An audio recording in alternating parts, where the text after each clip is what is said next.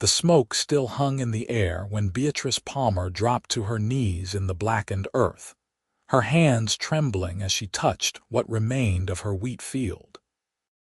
Everything she had worked for since her father died 8 months ago lay in ruins, deliberately torched in the dead of night while she slept in the small farmhouse at the edge of her property. It was September 1881 in El Dorado, Kansas, and the cattle baron Magnus Thornhill had made good on his threat to drive her off land he wanted for his expanding empire. Beatrice was 23 years old, unmarried, and now utterly alone in a territory where single women farmers were viewed with suspicion at best and open hostility at worst. Her father, Thomas Palmer, had staked his claim here 15 years earlier, building their homestead from nothing and cultivating rich farmland that produced some of the finest wheat in Butler County. But Thornhill wanted a clear path to the railway depot, and her 160 acres stood directly in his way. He had offered to buy her out for a fraction of what the land was worth, and when she refused, he had sent his men to solve the problem with fire. She pushed herself to her feet, ash coating her simple cotton dress, her dark hair coming loose from its pins. The morning sun beat down mercilessly, and she could see Thornhill's cattle grazing peacefully on his land to the west, thousands of heads stretching toward the horizon. His ranch house rose like a monument to his wealth, while her own modest home seemed to shrink in comparison. Beatrice had no illusions about what would come next. Without crops, she could not pay her debts. Without money, she would lose the farm. It was exactly what Thornhill had planned. She was walking back toward the house when she heard the sound of hoofbeats. Her heart lurched with fear, thinking Thornhill's men had returned to finish what they started, but the rider who appeared on the eastern ridge was alone, leading a pack mule behind his horse. He was tall in the saddle, wearing a dusty brown hat and a faded blue shirt, and he rode with the easy confidence of a man who had spent his entire life on horseback. The cowboy reined in his horse at the edge of the burned field, surveying the damage with a grim expression. He was young, perhaps 25 or 26, with sun-bronzed skin and dark hair that curled slightly at his collar. When he looked at her, his eyes were a startling shade of gray-green like river stones. "Madam," he said, touching the brim of his hat. "Name's James Vaughn. I was riding through and saw the smoke. This your land?" Beatrice felt tears prick at her eyes but refused to let them fall. "It is, or it was. I suppose it won't be mine much longer." James dismounted, his boots hitting the ground with a soft thud. He walked to the edge of the burned field, crouching down to examine the soil. Fire was set deliberate. You can tell by the pattern, started in multiple places at once. "I know," Beatrice said quietly. "Magnus Thornhill wants my land. This is his way of taking it." James stood, his jaw tightening. "Thornhill, I've heard of him. Big cattle operation, thinks he owns half of Kansas. He will soon enough if he keeps this up." Beatrice wrapped her arms around herself despite the heat. "I do not know what I am going to do. This wheat was supposed to see me through the winter. Now I have nothing." James was quiet for a long moment, studying the ruined field. Then he turned to her with a look of determination that surprised her. "How much land you got here?" 160 acres. 80 of it was planted in wheat. "Soil's still good," James said. "Fire actually enriches it in some ways. You could plant winter wheat. It is late in the season, but if we get it in the ground in the next few days, it might take. You would harvest next June." Beatrice stared at him. "I do not understand. Why would you help me?" James looked uncomfortable, shifting his weight from one foot to the other. "I have been drifting for a while now, looking for work. Lost my family's ranch in Texas 3 years back when a drought wiped us out. Since then, I have been hiring on where I can, saving money to maybe start over someday." but I know what it is like to lose everything because some powerful man decides he wants what is yours. If Thornhill did this to you, then I would like to help you keep your land if you will have me." "I cannot pay you," Beatrice said honestly. "I barely have enough to feed myself, let alone hire help." "I am not asking for wages," James replied. "Room and board is enough. I have got seed wheat on that mule. Was taking it to sell in Wichita, but I think it would serve a better purpose here. We plant it together, and I will stand guard to make sure Thornhill's men do not come back. Come spring, when you harvest, we can settle up then." Beatrice felt something crack open in her chest, a tiny seed of hope taking root. "Why would you do this for a stranger?" James met her eyes, and she saw something there that made her breath catch. Pain, she thought, loss, understanding. "Because nobody helped me when I needed it most, and because it is the right thing to do." She extended her hand. "Then I accept your offer, Mr. Vaughn, and I thank you." His hand was calloused and warm when he shook hers, his grip firm but gentle. "Call me James, and we should get started. The sooner we plant, the better chance the wheat has to establish roots before the first frost." That afternoon, James unloaded his supplies while Beatrice prepared the small bunkhouse her father had built for seasonal workers.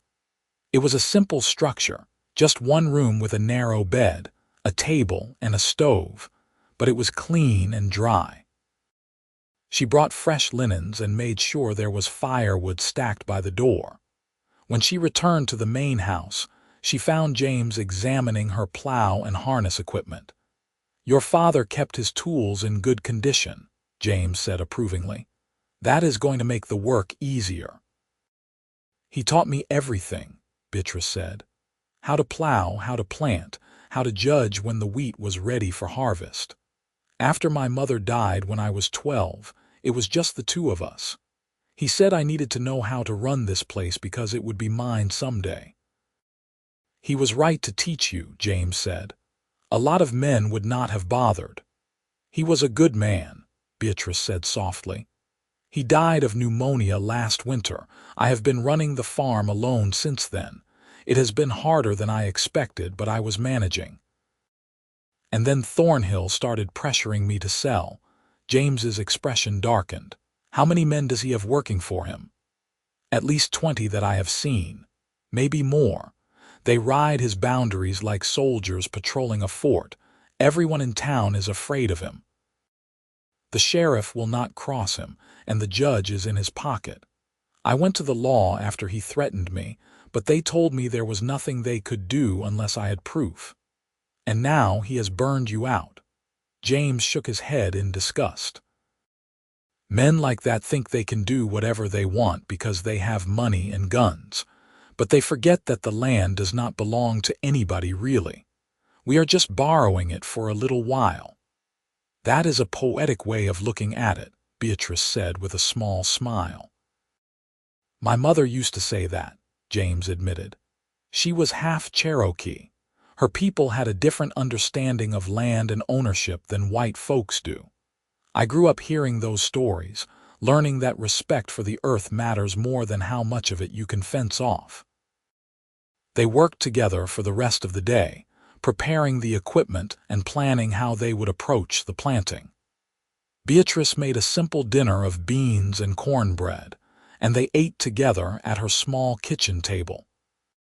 It felt strange to have someone else in the house after so many months alone, but it was not an unpleasant strangeness. James was quiet but not cold, and when he did speak, his words were thoughtful and sincere.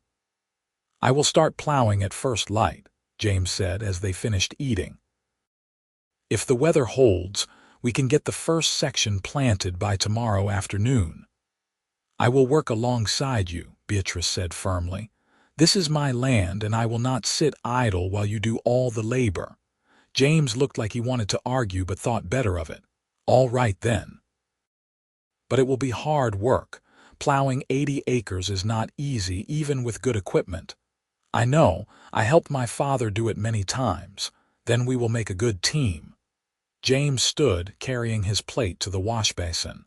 "Thank you for the meal, Miss Palmer. It has been a long time since I had a home-cooked dinner." "Beatrice," she corrected him. "If we are going to be working together, you should call me Beatrice." "Beatrice," he repeated, and she liked the way her name sounded in his voice like something precious. "Then I will see you in the morning." She watched him walk across the yard to the bunkhouse, his silhouette dark against the fading light. The burned smell still lingered in the air, but for the first time since the fire, Beatrice felt something other than despair. She felt possibility. The next morning, they began the grueling work of plowing the burned field. James hitched her 2 draft horses to the plow, and together they cut furrows through the ash-black soil. It was back-breaking labor, the sun beating down on them without mercy, but Beatrice refused to quit. She walked behind the plow when James took his turn guiding it, raking out the larger chunks of debris. By midday, they had completed nearly a third of the field. They stopped to rest in the shade of the barn, drinking cool water from the well.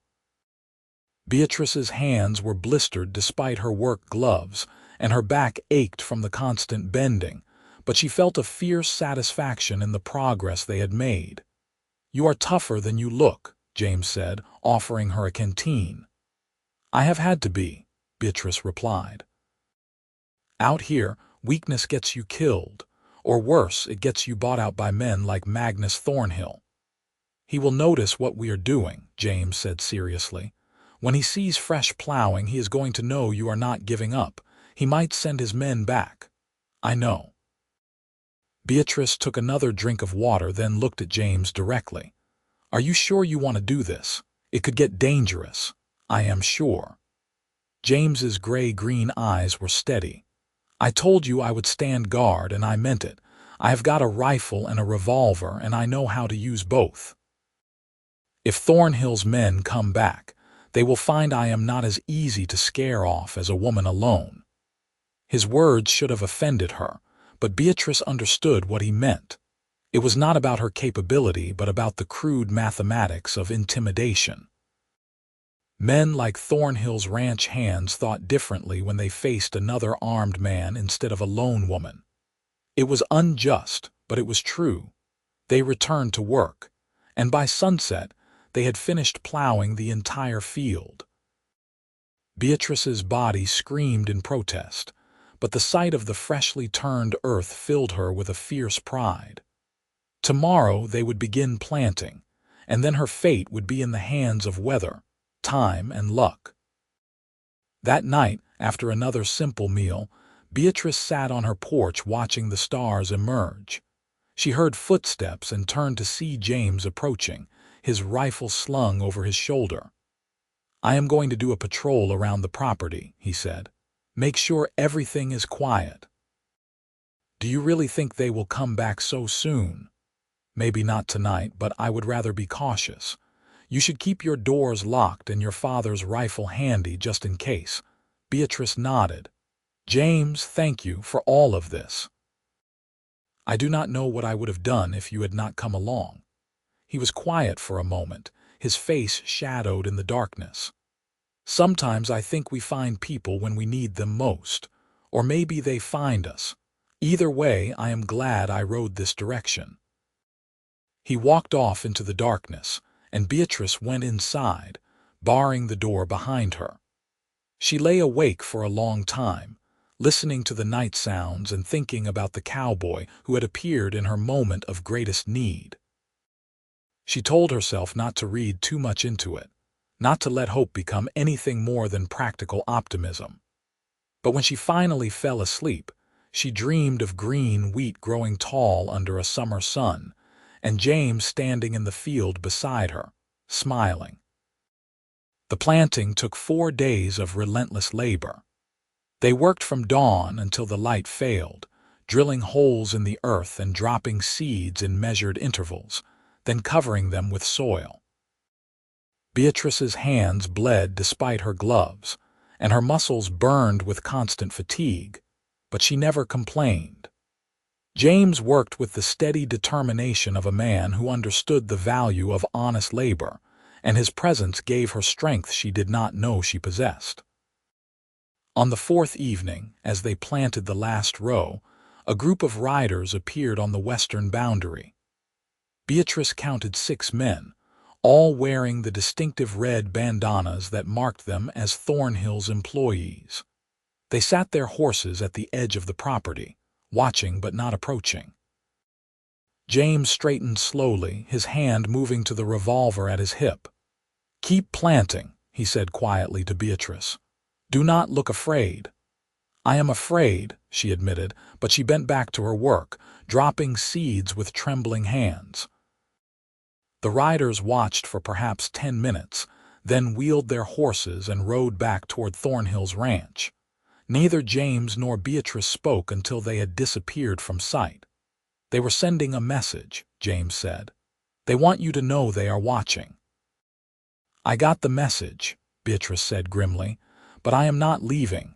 "Good." James's voice was filled with approval, "because I think you are exactly the kind of person who deserves to keep their land." They finished planting as the sun set, the last seeds going into the ground just as darkness fell. Beatrice stood at the edge of the field, looking out over the freshly planted acres, and felt tears finally spill down her cheeks. They were tears of exhaustion and relief, but also of something deeper, something that felt like gratitude for the simple fact of not being alone anymore. James stood beside her, close enough that their shoulders almost touched. "It is done," he said softly. "Now we wait and see what grows." "And hope Thornhill leaves us alone long enough to find out." "He will not," James said honestly, "but we will be ready when he makes his next move." Over the following weeks, they fell into a rhythm. James took on the heavy work of maintaining the property, repairing fences and buildings that had been neglected during the months Beatrice struggled alone. She managed the household and tended to her small vegetable garden and the chickens that provided their eggs. Every night, James did a patrol of the property boundaries, and every night he reported seeing Thornhill's men watching from a distance. The tension was constant, a low hum of anxiety that never quite went away, but something else was growing alongside it. Beatrice found herself looking forward to their meals together, to the quiet conversations they shared in the evenings. James was not a talkative man by nature, but when he did speak, she found herself hanging on his words. He told her about growing up in Texas, about learning to ride before he could properly walk, about his mother's Cherokee heritage, and the stories she had shared about the land and its spirits. "She died when I was 15, James said one night as they sat on the porch, watching storm clouds gather on the horizon. "Cholera. My father followed her 6 months later. I think he died of a broken heart more than anything else. After that, it was just me and my younger sister trying to hold the ranch together." "What happened to your sister?" Beatrice asked gently. "She married a shopkeeper in Dallas. She is happy there, has 3 children now. She wanted me to come live with them, but I could not do it." "I am not made for town life. I need open spaces and sky." "I understand that," Beatrice said. "When I was younger, I used to dream about going east, seeing the cities and all their wonders. But after my mother died, I realized this land was part of me. It is in my blood somehow. The idea of leaving makes me feel like I cannot breathe." "Your father raised you right," James said. "He taught you to love the land, not just use it." They sat in comfortable silence as the first fat raindrops began to fall. It was a gentle rain, the kind that soaked deep into the earth, and Beatrice knew it was exactly what her newly planted wheat needed. She closed her eyes and let the moisture cool her face, feeling a deep sense of peace despite everything that threatened them. "Beatrice," James said, and something in his voice made her open her eyes and look at him. His expression was serious, almost troubled. I want you to know that I am not going anywhere. No matter what Thornhill does, no matter how dangerous it gets, I am staying until this is finished." "You do not owe me that," she said, though her heart leaped at his words. "Maybe not, but I want to. I have been drifting for 3 years, never staying anywhere long enough to put down roots, but this feels different. You feel different." He stopped, looking uncomfortable. "I am not saying this right." Beatrice reached out and touched his hand where it rested on the porch rail. "I understand what you are saying, and I am glad you are here, James, more glad than I can properly express." His hand turned over, his fingers intertwining with hers. They sat that way as the rain fell harder, neither of them speaking, both of them feeling something shift between them, something that had been building since the day he rode onto her burned property and offered hope when she had none left. The rain continued through the night and into the next day, a steady soaking rain that filled the water barrels and turned the yard to mud. Beatrice and James were forced to stay indoors, and she found herself hyper-aware of his presence in her small house. They played checkers at the kitchen table, and she was surprised to discover he was terrible at it, losing game after game while laughing at his own mistakes. "My sister used to beat me every time too," he admitted. "I do not have the patience for strategy. I am more of an act first, think later kind of person." "That could be dangerous in some situations," Beatrice teased. "It has gotten me into trouble more than once," James agreed. "But it has also saved my life a few times. Sometimes thinking too much means you miss your moment." When the rain finally stopped on the 3rd day, they went out to check the field and found tiny green shoots beginning to emerge from the soil. The wheat was sprouting. Beatrice felt tears spring to her eyes again, overwhelmed by the simple miracle of growth, of life persisting despite everything that had tried to destroy it. "It is working," she breathed. "James, look. It is actually working." He was grinning, his usually serious face transformed by genuine joy. "I told you the soil was good. This wheat is going to grow strong. By next spring, you will have a harvest that will make Thornhill choke on his ambitions." They were celebrating their small victory when they heard riders approaching. This time it was not Thornhill's men watching from a distance. It was Thornhill himself, accompanied by 4 of his ranch hands, riding directly up to the farmhouse. Magnus Thornhill was a big man, thick through the chest and shoulders, with iron-gray hair and cold blue eyes.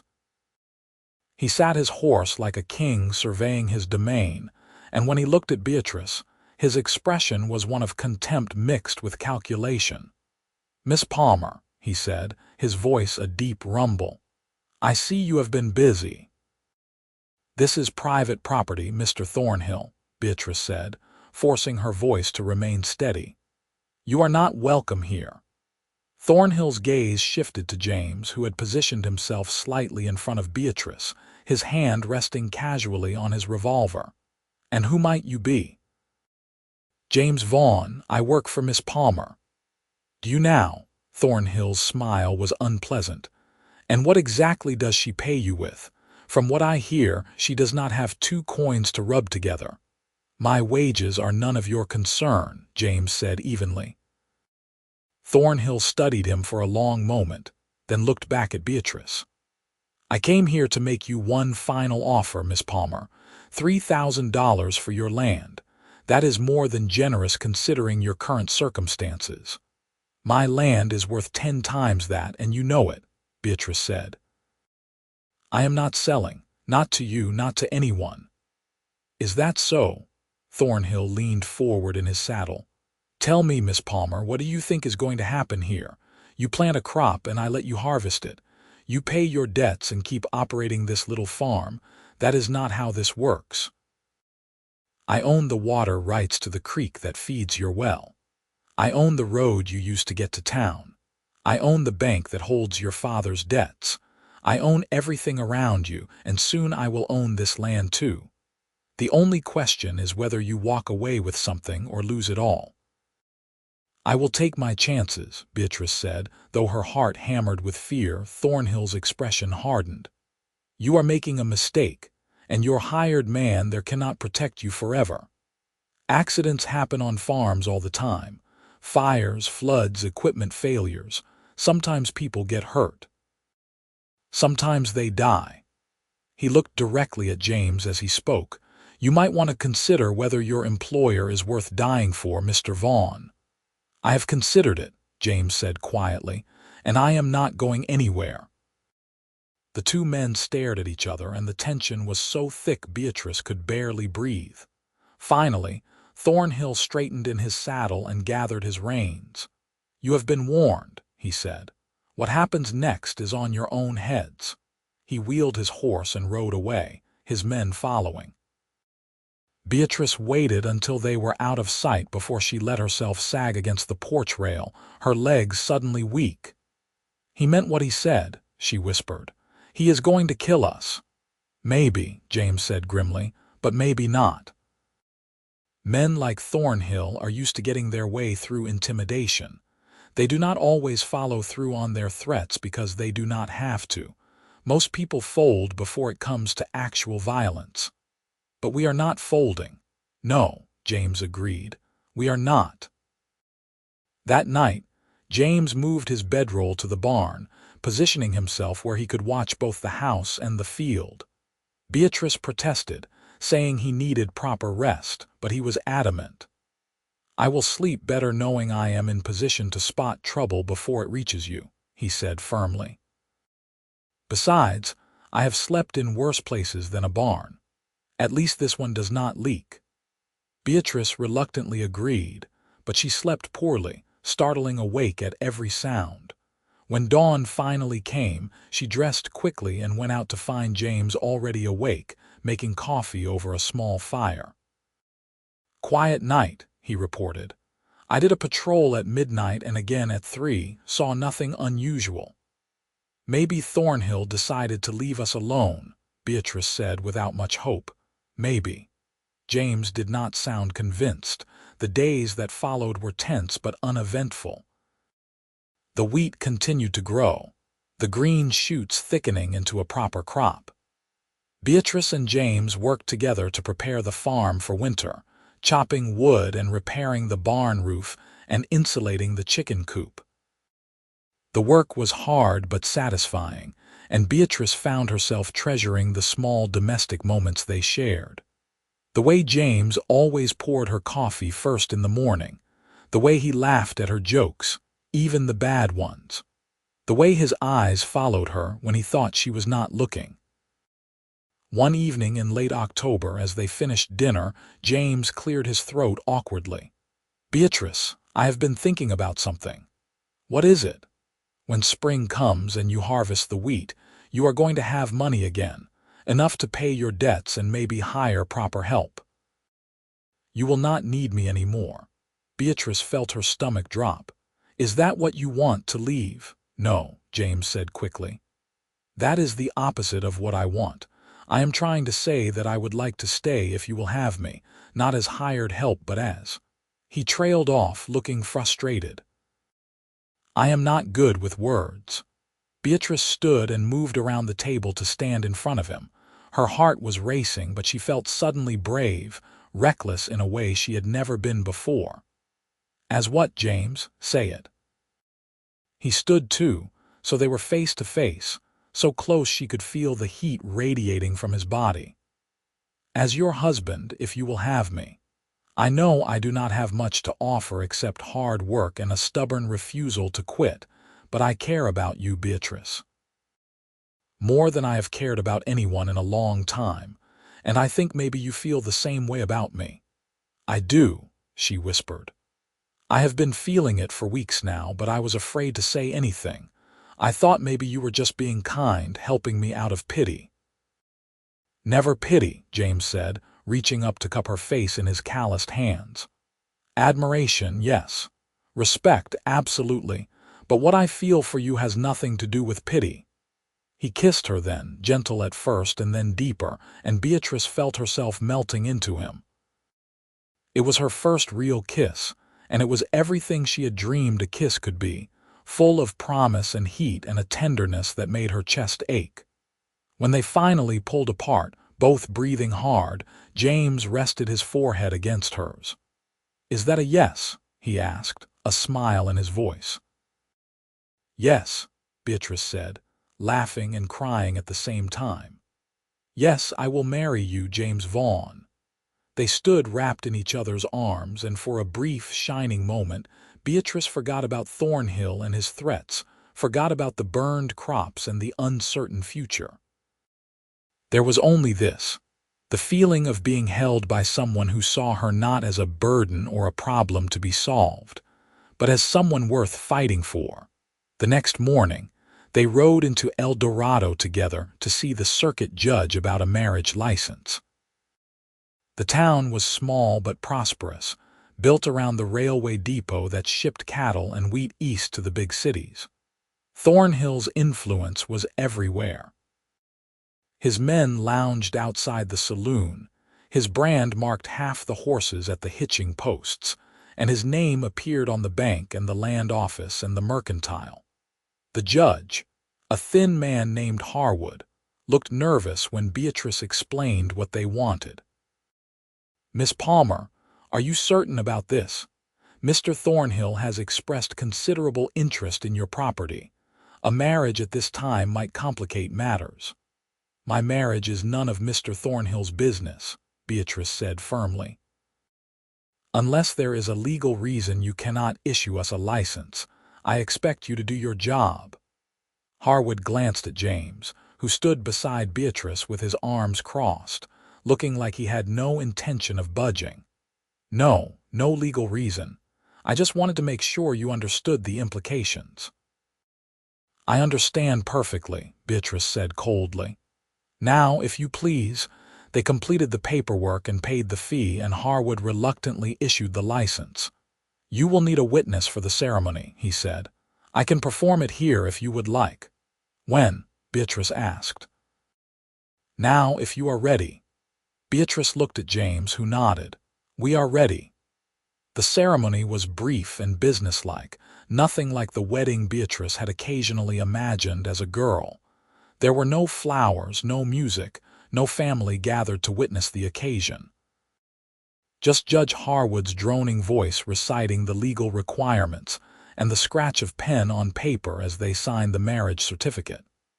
But when James took her hand and said, "I do," in his steady, sure voice, Beatrice felt a joy so profound, it brought fresh tears to her eyes. "I now pronounce you man and wife," Harwood said without enthusiasm. "You may kiss your bride, Mr. Vaughn." James did, a soft kiss that was more promise than passion, and when he pulled back, his eyes were shining. "Hello, Mrs. Vaughn." "Hello, husband," Beatrice said, testing out the word and finding she liked the shape of it. They were walking back to their horses when a voice called out behind them. Well, if it is not the happy couple." Beatrice turned to find Magnus Thornhill standing on the boardwalk outside the bank, flanked by two of his men. He was smiling, but there was no warmth in it. "Congratulations on your nuptials, Miss Palmer," Thornhill said mockingly. "Or should I say Mrs. Vaughn? How fortunate for you to have found a husband so quickly after your recent misfortunes." "Thank you for your kind wishes," Beatrice said, refusing to let him see her fear. "Now, if you will excuse us, we have business to attend to."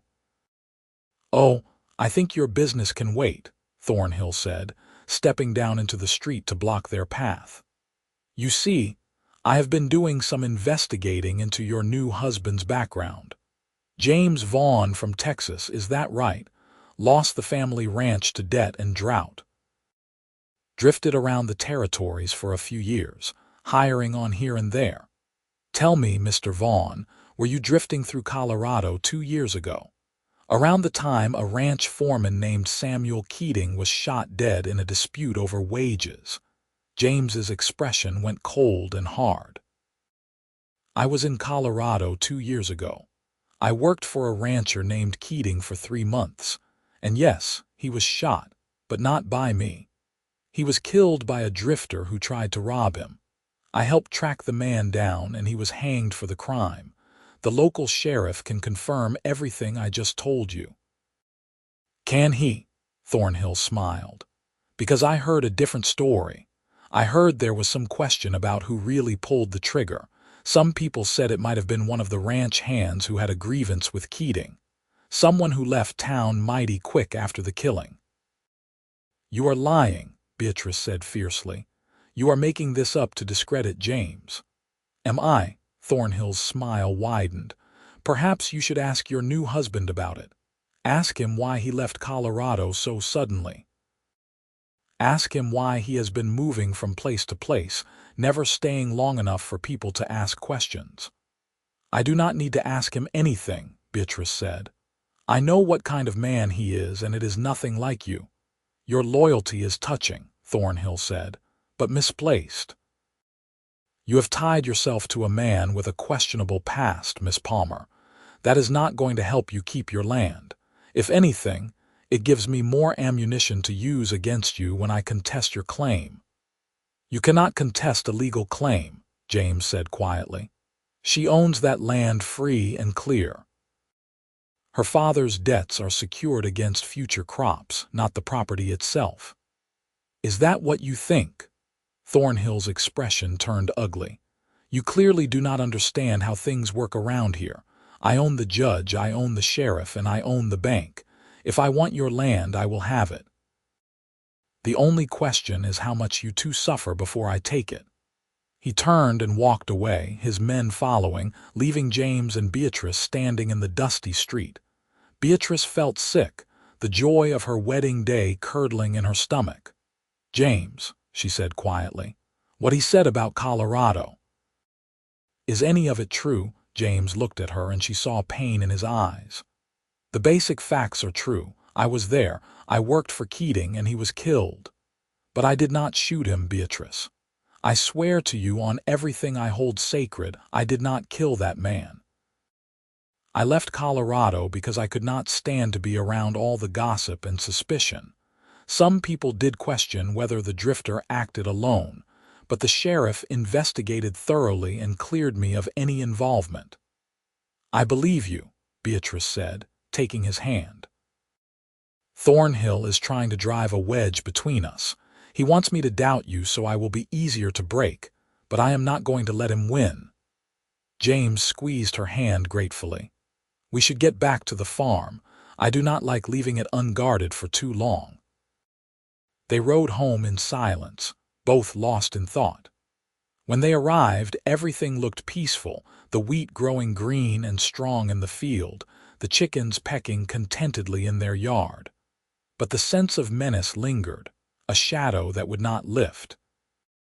That night, lying together for the first time in the narrow bed in Beatrice's room, James held her close and spoke softly in the darkness. I meant what I said earlier. I did not kill that man, but I have killed before. During the war, and once afterward when a band of rustlers attacked a ranch I was working on. I am not a saint, Beatrice. I have done things I am not proud of, but I have never murdered anyone and I never will. I know, Beatrice whispered, running her fingers through his hair. I can see who you are, James. Not what Thornhill wants me to believe, but who you really are. You are good and brave and honorable, and I am so lucky you found me. He kissed her then, deep and slow, and they made love for the first time with a tenderness that took Beatrice's breath away.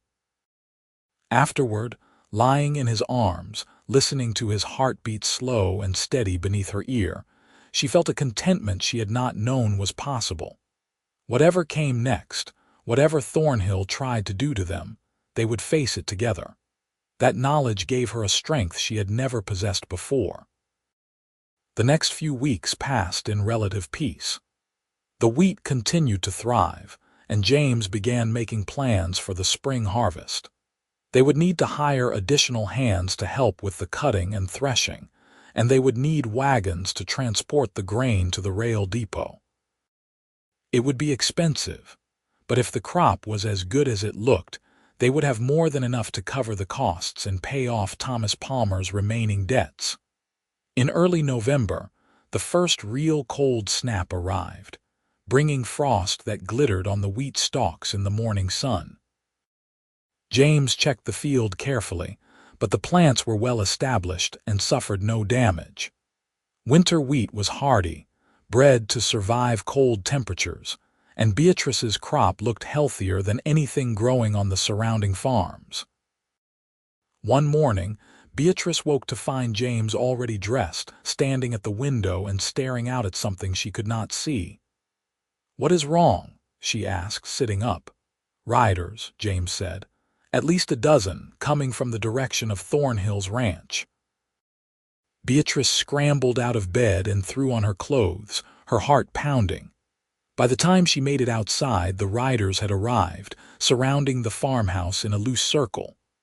Magnus Thornhill sat at their center, looking grim and determined.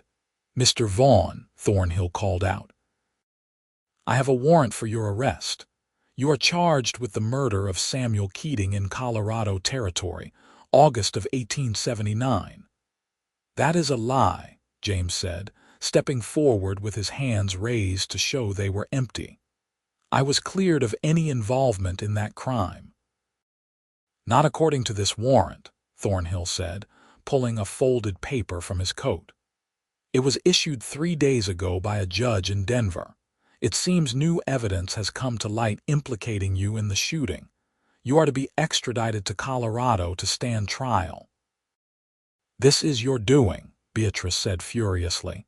"You fabricated this whole thing." "I merely brought information to the attention of the authorities," Thornhill said smoothly. "If your husband is innocent, I am sure a jury will find in his favor, but in the meantime, he will have to come with me." "No," Beatrice said, moving to stand beside James. "He is not going anywhere. Miss Palmer, do not make this more difficult than it needs to be. If you interfere with a legal arrest, you will be charged as an accessory." "Then charge me," Beatrice said defiantly. "Because I am not letting you take him." Thornhill's expression hardened. "Seize him." 2 of Thornhill's men dismounted and moved toward James, who stood perfectly still, not resisting but not cooperating either. Beatrice grabbed his arm, trying to pull him back toward the house, but one of the men roughly shoved her aside.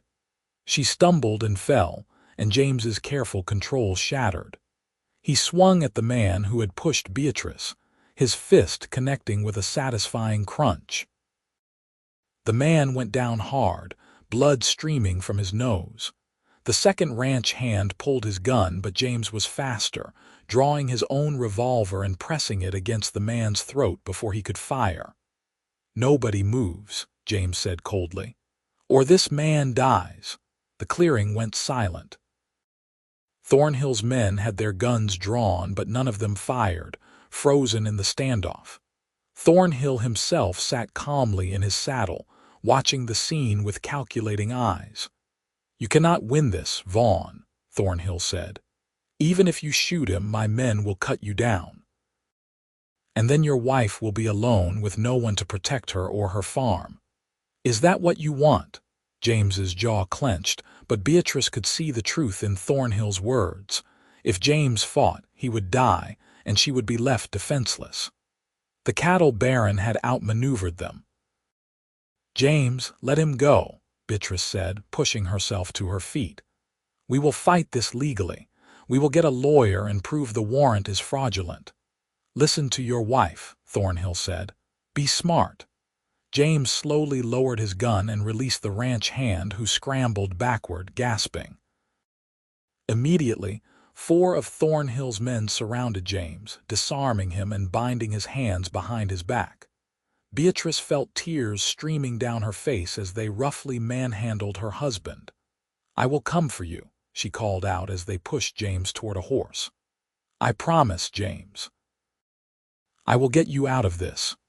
James looked back at her, his expression full of anguish and love. "Take care of the farm, do not let him win." They hauled him onto a horse and secured his feet. Then the entire group rode off, leaving Beatrice standing alone in her yard, feeling like the world had just collapsed around her. For a long moment she could not move, could not think, could only stand there shaking with rage and fear. Then she remembered James's words, "Do not let him win." Beatrice wiped her eyes, straightened her shoulders, and walked back into the house. She had work to do. The next morning, Beatrice rode into El Dorado and went directly to the telegraph office.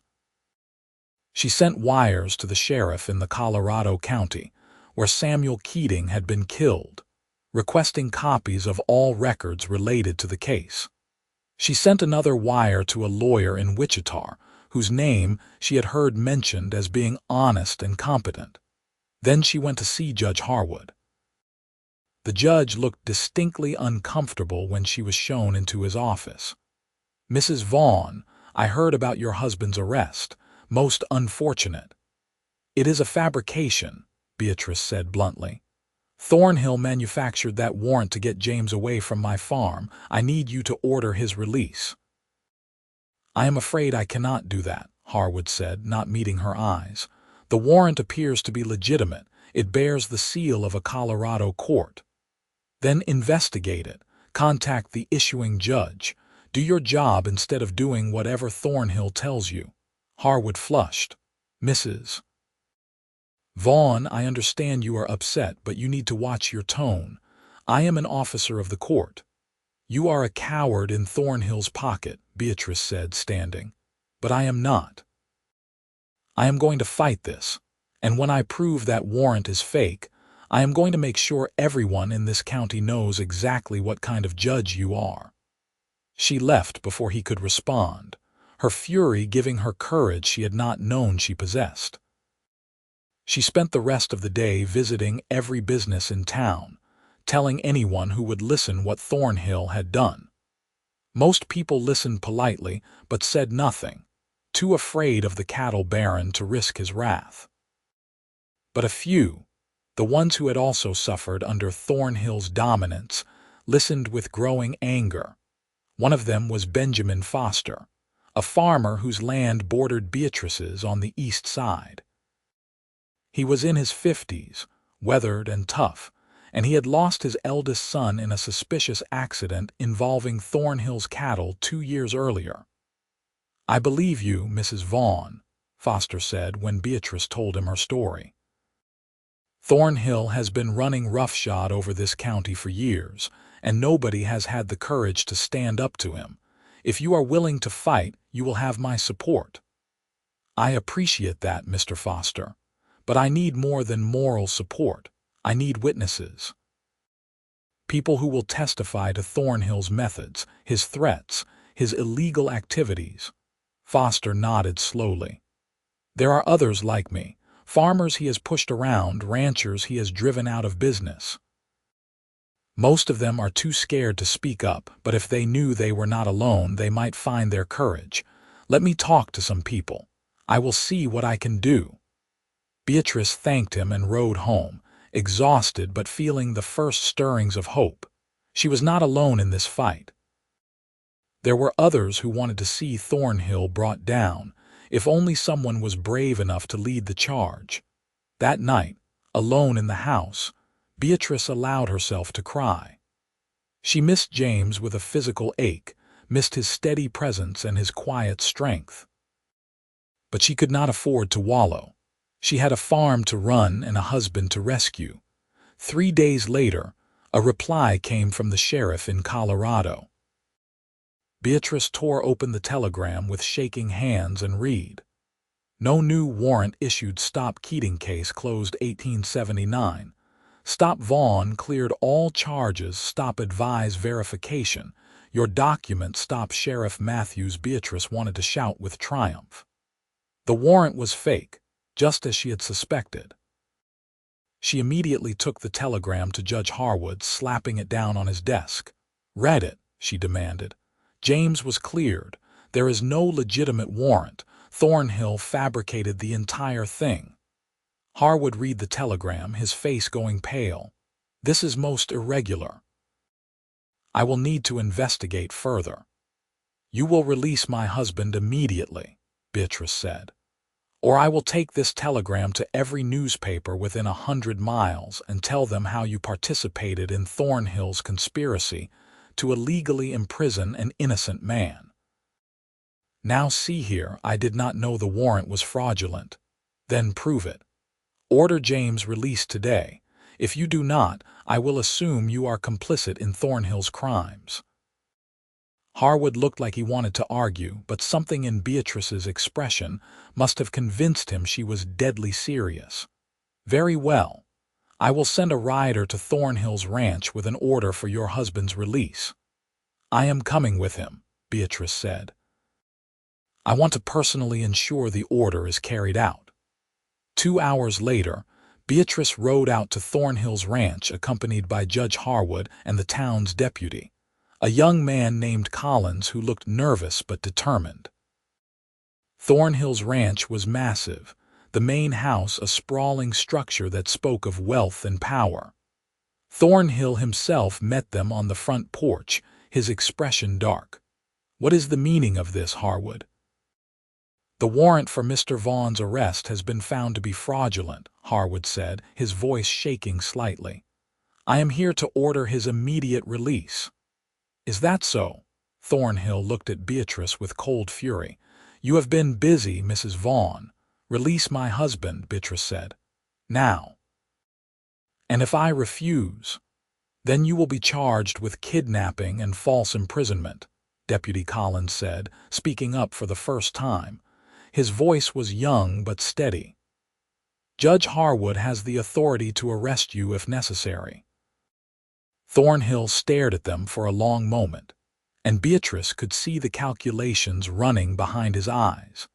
He was weighing whether it was worth starting a gunfight over this, whether his control of the county was strong enough to weather the consequences. Finally, he turned and barked an order to one of his men. "Bring Vaughn out here." They waited in tense silence until James was brought from one of the outbuildings, his hands still bound, his face bruised and swollen. Beatrice gasped when she saw him, rage and relief flooding through her in equal measure. "What did you do to him?" she demanded. "He resisted," Thornhill said with a shrug. "My men were forced to subdue him." "You beat him," Beatrice said furiously. "You will answer for this." "Will I?" Thornhill's smile was cold. "Who is going to make me answer?" "You. A slip of a woman with a failing farm? I think not." Deputy Collins cut the ropes binding James's wrists, and Beatrice immediately went to her husband, supporting him as he swayed unsteadily. His left eye was swollen shut, and he was moving gingerly, like his ribs were injured. "Can you ride?" she asked softly. "I can manage," James said, his voice hoarse. He looked at Thornhill with pure hatred. "This is not over." "No," Thornhill agreed. "It is not. You have won this round, but the game continues, and I always win in the end." They rode back to town slowly, James leaning heavily in his saddle. When they reached the farm, Beatrice helped him down and into the house, settling him carefully on the bed. She brought water and clean cloths, gently washing the blood from his face and examining his injuries. "3 cracked ribs, I think," James said, wincing as she probed his side. "And maybe a broken finger, but I will heal." "I am so sorry," Beatrice whispered. "I should have found a way to stop them from taking you." "You did stop them," James said, catching her hand and pressing it to his lips. "You got me back. That is all that matters." "Thornhill is not going to let this go," Beatrice said. "He as much as promised there would be consequences." "Let him try," James said grimly. "Next time I will be ready." Over the following days, James slowly recovered from his injuries, though the bruises and the careful way he moved served as constant reminders of how dangerous Thornhill truly was. Benjamin Foster came to visit, bringing with him 3 other farmers who had suffered under Thornhill's tactics. They sat around Beatrice's kitchen table and shared their stories of intimidation, theft, and violence. "He burned my hay barn 2 years ago," one man said. Claimed it was lightning, but I know it was his men. He diverted the creek that fed my cattle, another added. Nearly lost my entire herd before I could dig a new well. We have all been victims, Foster said, but none of us had the courage to fight back until now. Mrs. Vaughn, you have shown us that Thornhill can be beaten. If we stand together, we might finally be able to break his hold on this county. What are you proposing? James asked. A formal complaint to the territorial government, Foster said. If enough of us sign it detailing Thornhill's crimes, they will have to investigate.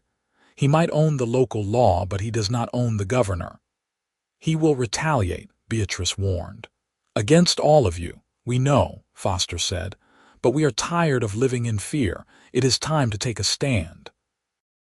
They spent the evening drafting a detailed letter outlining Thornhill's illegal activities, from arson to intimidation to the fabrication of the arrest warrant. 12 farmers signed it, and James volunteered to take it to Topeka personally, delivering it directly to the territorial attorney general. I do not want you going alone, Beatrice said. Thornhill's men could ambush you on the road. I will take 2 of Foster's sons with me, James said. We will travel fast and stay off the main roads. I will be back in a week. Beatrice did not like it, but she recognized the necessity. The letter needed to be delivered, and James was the logical choice to do it. The night before he left, they lay together in the darkness, holding each other close. When this is over, James said softly, I want to build a life with you, Beatrice. A real life, not just surviving day to day. I want children and a home that is truly ours without the threat of Thornhill hanging over us. I want that too, Beatrice whispered. More than anything. Then we will make it happen. I promise you. James left at dawn, and Beatrice watched him ride away with her heart in her throat. She tried to stay busy, tending to the farm and the wheat field, but the days dragged by with agonizing slowness. Every night she lay awake, listening for the sound of riders, fearing Thornhill would make another move while James was gone. On the 5th day, Benjamin Foster came riding up in a panic. Mrs. Vaughn, you need to come quickly. Thornhill's men are at my place. They are tearing down my fences and running my cattle off. Beatrice grabbed her father's rifle and rode with Foster back to his farm. When they arrived, they found a dozen of Thornhill's ranch hands systematically destroying everything Foster had built. Fences were torn down, water troughs overturned, and Foster's few head of cattle were being driven toward Thornhill's land. Stop, Beatrice shouted, riding forward. This is illegal. You have no right to be here. One of the ranch hands, a thick-necked brute named Cobb, laughed. Mr. Thornhill says this land is going to be his. We are just getting a head start on clearing it.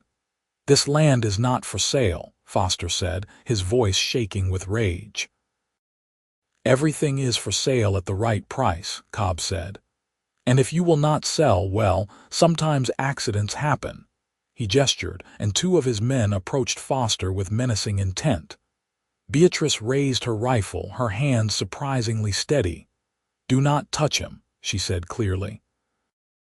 I am a very good shot, and I will not hesitate to defend my neighbor. Cobb looked at her assessingly, trying to decide if she was bluffing.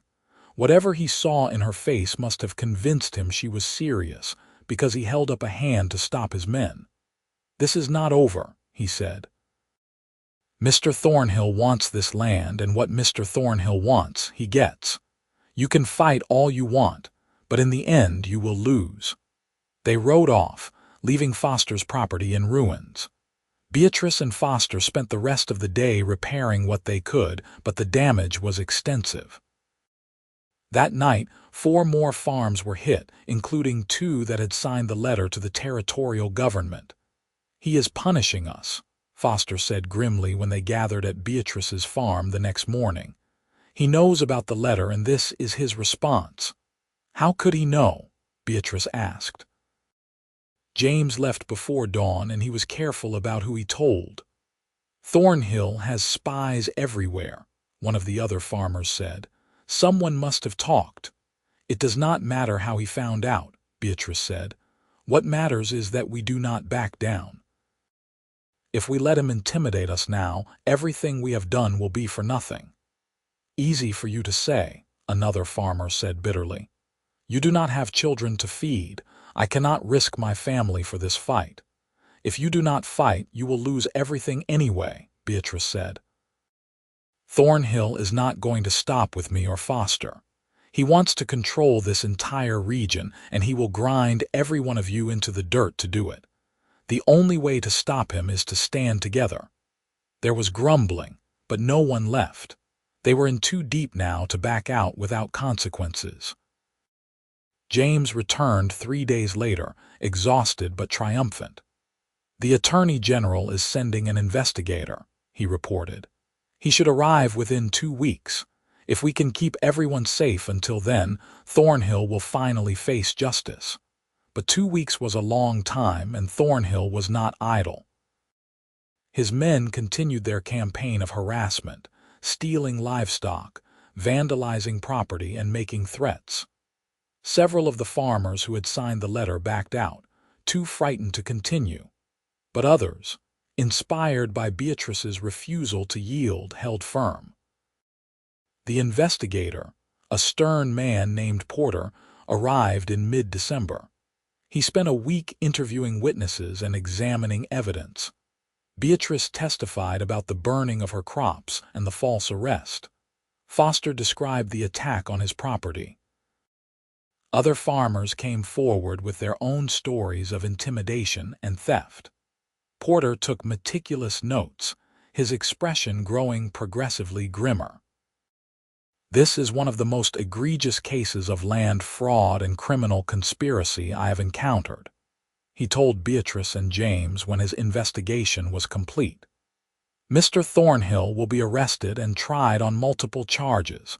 If convicted, he faces significant prison time." "Will he be convicted?" Beatrice asked. "He has a lot of money and influence." "The evidence is overwhelming," Porter said, "and this will be tried in territorial court beyond his sphere of control. I am confident we will see justice done." 2 days later, federal marshals arrived and arrested Magnus Thornhill at his ranch. Beatrice was not there to see it, but the whole town talked about nothing else for days. The cattle baron, who had seemed invincible, had been led away in chains. His operation was placed under federal oversight pending the trial, and his men scattered, looking for work elsewhere. The wheat continued to grow through the winter, and as January gave way to February, the worst of the danger seemed to have passed. Beatrice and James fell into a comfortable rhythm, working the farm and planning for the future. On Valentine's Day, James presented her with a gift he had been secretly working on: a new rocking chair, beautifully crafted from oak, with their initials carved into the back. "For when we have children," he said shyly. "I thought you might like to rock them to sleep." Beatrice burst into tears, overwhelmed by the thoughtfulness of the gift and the promise it represented. "It is perfect," she managed to say. "You are perfect." "Far from it," James said, pulling her into his arms. "But I am yours, and that is all that matters." In March, Thornhill went to trial in Topeka.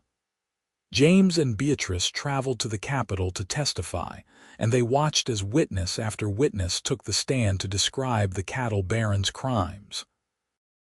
Thornhill's lawyers tried to discredit the testimony, but the evidence was too strong. The jury deliberated for less than 2 hours before returning a guilty verdict on all charges. Thornhill was sentenced to 15 years in federal prison. His ranch was sold to pay restitution to his victims, and the proceeds were distributed among the farmers he had wronged.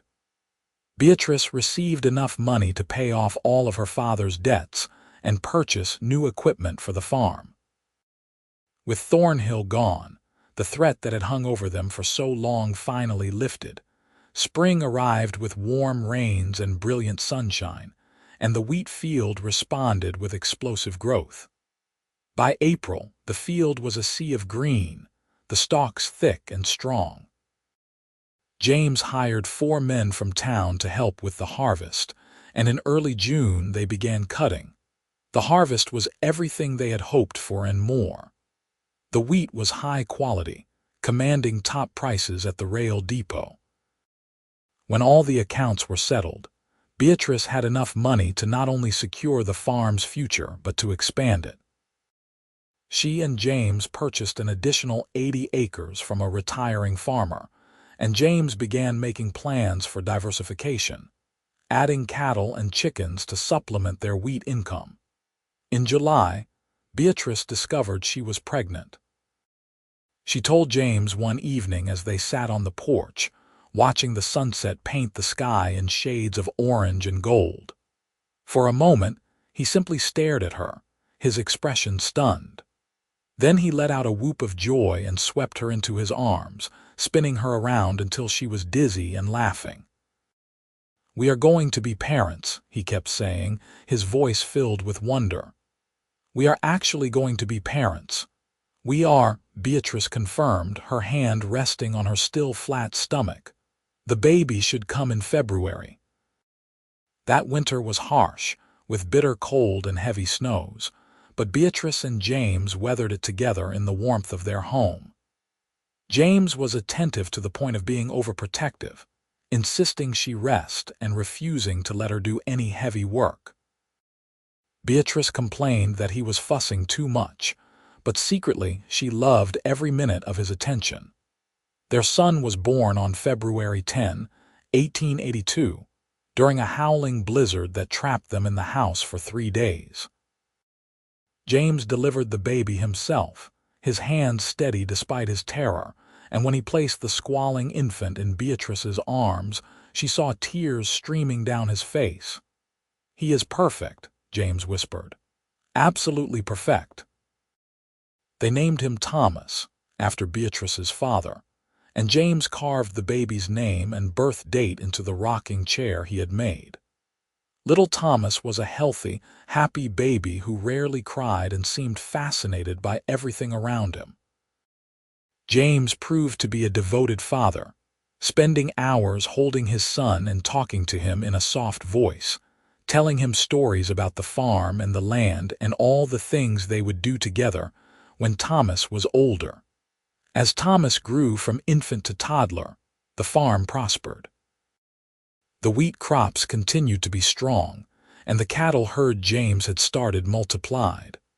They hired permanent help, a young man named Daniel who lived in the bunkhouse and proved to be a hard and honest worker. Beatrice's kitchen garden flourished, and she began selling her surplus vegetables at the market in El Dorado, adding another small income stream. In the spring of 1884, Beatrice became pregnant again. This time, the pregnancy was harder and she was sick for months. James hovered anxiously, bringing her ginger tea and crackers, making sure she rested. Their daughter was born in November, a tiny, fierce little thing with James's gray-green eyes and Beatrice's dark hair. They named her Rose, and she completed their family in a way Beatrice had not known was missing. Thomas adored his baby sister, toddling around after her and trying to help with her care. James built an addition onto the house, giving the children their own room and creating more space for their growing family. The house was filled with laughter and noise, and the chaos of family life, and Beatrice could not remember ever being so happy. Years passed in a blur of work and love and small domestic joys. Thomas started school in El Dorado, proving to be bright and curious like his mother. Rose was more reserved, but she had her father's steady temperament and his gift with animals. She could gentle any horse, no matter how wild, and by the time she was 8, she was helping James with the cattle roundups. In 1890, Benjamin Foster passed away peacefully in his sleep, leaving his farm to his children. At his funeral, the entire community gathered to honor a man who had stood up to tyranny and helped break Thornhill's hold on the county. Beatrice spoke at the service, remembering Foster's courage and his kindness, and thanking him for the support he had given her and James when they needed it most. "He taught me that ordinary people could do extraordinary things when they stood together," Beatrice said, her voice carrying across the crowded church. "His legacy is not just the land he farmed, but the example he set. He showed us that justice is worth fighting for, even when the odds seem impossible." After the service, many of the farmers who had signed the original letter to the territorial government came to thank Beatrice and James for the role they had played in bringing down Thornhill. The county had thrived in the years since the cattle baron's imprisonment, with new families moving in and the economy diversifying beyond cattle and wheat. El Dorado had grown into a proper town, with a new school, a library, and even a small theater. In 1895, Thomas left home to attend college in Lawrence, planning to study agriculture and law. It was hard for Beatrice to watch her son leave, but she was fiercely proud of the young man he had become. He was thoughtful and principled, with a strong sense of justice that reminded her of his namesake, her father. Rose showed no interest in leaving the farm. She loved the land with the same passion Beatrice did, and she had inherited James's gift with horses. By the time she was 16, she was training and selling horses throughout the county, earning a reputation as one of the best horse trainers in Kansas. James and Beatrice grew older together, their love deepening with each passing year. James's hair turned silver at the temples, and Beatrice developed laugh lines around her eyes, but they still looked at each other with the same affection and desire they had felt as newlyweds. On their 25th wedding anniversary, James took Beatrice back to the spot where he had first seen the burned wheat field, the place where their story had truly begun. "I think about that day sometimes," James said, his arm around her waist as they stood looking out over the flourishing farm. "About how close I came to riding right past. I was tired and discouraged, ready to give up on finding a place where I belonged. And then I saw the smoke and rode over that ridge, and there you were. I was so desperate," Beatrice remembered. "I thought I had lost everything. And then you appeared like an answer to a prayer I had not known how to pray." "We saved each other," James said. "You gave me a reason to stay and fight. You gave me a home and a family and a purpose. Everything good in my life started the day I met you." Beatrice turned to face him, reaching up to touch his weathered face. "I love you, James Vaughn, more today than the day I married you, and I will love you more tomorrow than I do today. And I love you, Beatrice Vaughn. You are the strongest, bravest, most remarkable woman I have ever known. I thank God every day that I was in the right place at the right time to meet you." They kissed there in the wheat field, the same field where James had planted hope in the ashes of destruction, where their love had taken root and grown strong. Around them, the wheat rustled in the wind, golden and abundant, a living testament to what could be built when two people refused to give up, when they stood together against the darkness and chose to believe in something better. Thomas graduated from college in 1899 and returned to El Dorado to practice law, quickly earning a reputation for representing the underdog and standing up to powerful interests. Rose married Daniel, the young man who had worked on the farm for years, and they took over a section of the land, building their own home and starting their own family. Beatrice and James became grandparents in 1901 when Rose gave birth to twins, a boy and a girl. The new century brought changes to Kansas. Automobiles appeared on the roads, electric lines stretched across the plains, and the wild frontier feel of the territory gave way to something more settled and civilized. But the Palmer farm, now officially the Vaughn farm, remained a constant, a reminder of the generations who had worked the land and fought to keep it. In 1906, James took ill with a fever that the doctor could not break. For 3 terrifying days, Beatrice sat by his bedside, holding his hand and praying. Thomas and Rose came home, and they took turns keeping vigil. On the 3rd night, the fever broke, and James opened his eyes to find his entire family surrounding him. "I am not ready to leave you yet," he whispered to Beatrice. "We still have too much living to do." "Then you had better get better," Beatrice said, trying to hide her tears, "because I am not ready to let you go." James recovered slowly, but he was never quite as strong as he had been before. Beatrice insisted he take things easier, letting Daniel and the other hired hands handle the heavy work.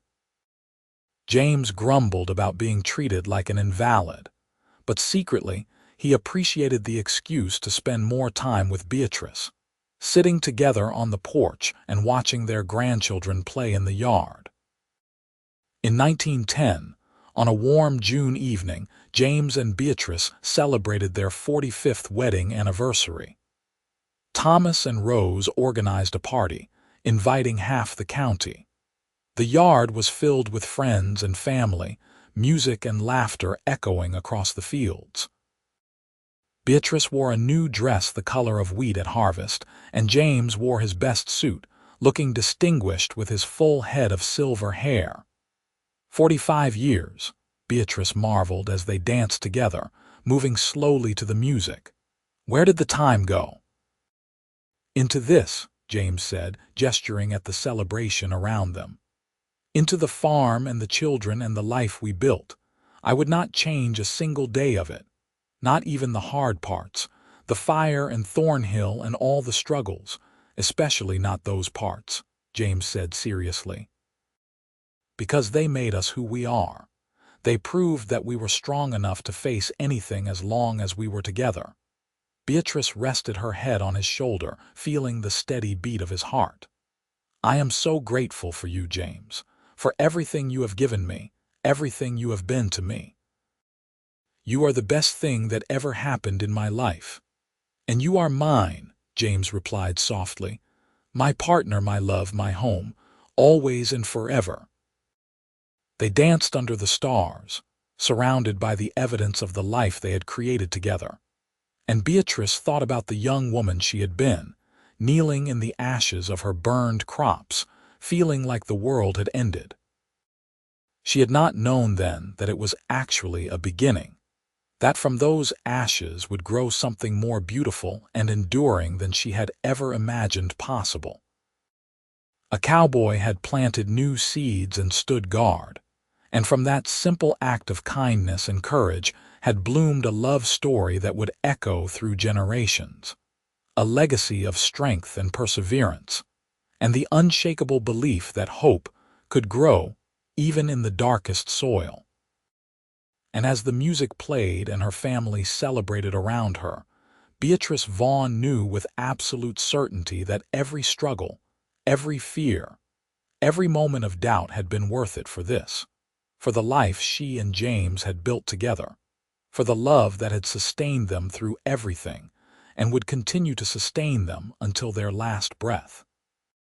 Thomas eventually became a state legislator, fighting for farmers' rights and fair land laws.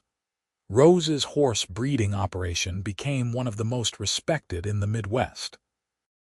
Their children grew up on the farm, learning the same values Beatrice and James had lived by, passing those lessons on to their own children in turn.